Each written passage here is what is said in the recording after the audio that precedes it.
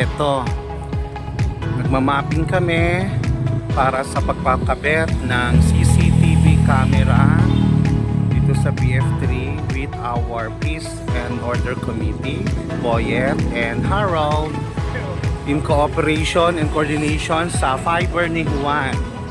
So magiging parang nakakonekta sa fiber optics ang ating mga CCTV cameras. So hopefully mapush natin to ng bonggang bongga. Okay, hello po.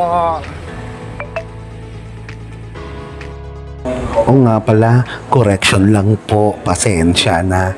Ang chairman po ng ating Peace and Order ay si Gary Santiago at ang co-chair niya ay si Harold Refe.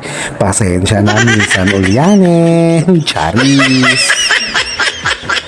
Si Normel or Boyet Rakenya naman ang nag-a-assist sa atin pagdating sa technical aspect ng installation ng CCTV camera. O diba? Bongga ang ating mga BOD ngayon. Andito ang ating auditor, treasurer, yung secretary natin ayun nasa likod. Mabagal maglakad? Mabagal maglakad. So, andito kami sa gate 1. Katulagayan na nasabi ko kanina, nagmamapping kami para sa installation ng CCTV camera. Kasi kailangan talaga natin, di ba? Siyempre, yes, courtesy lineage yung mga bagay-bagay doon. Okay, ayan. So ito, makikita nyo, very active po ang mga bagong board of directors. Iba talaga pag girl power. Yes! Powerpuff Girls!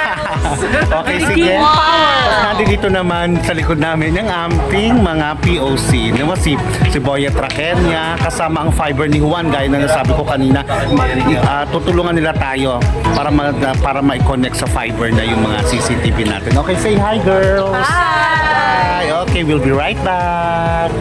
A few minutes later. Ulit.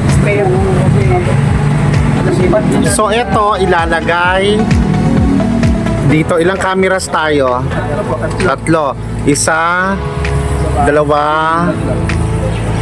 tatlo doon sa taas, fish eye. Okay.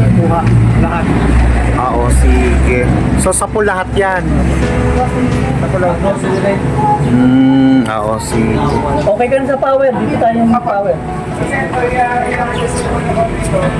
Maglagay po kasi natin ng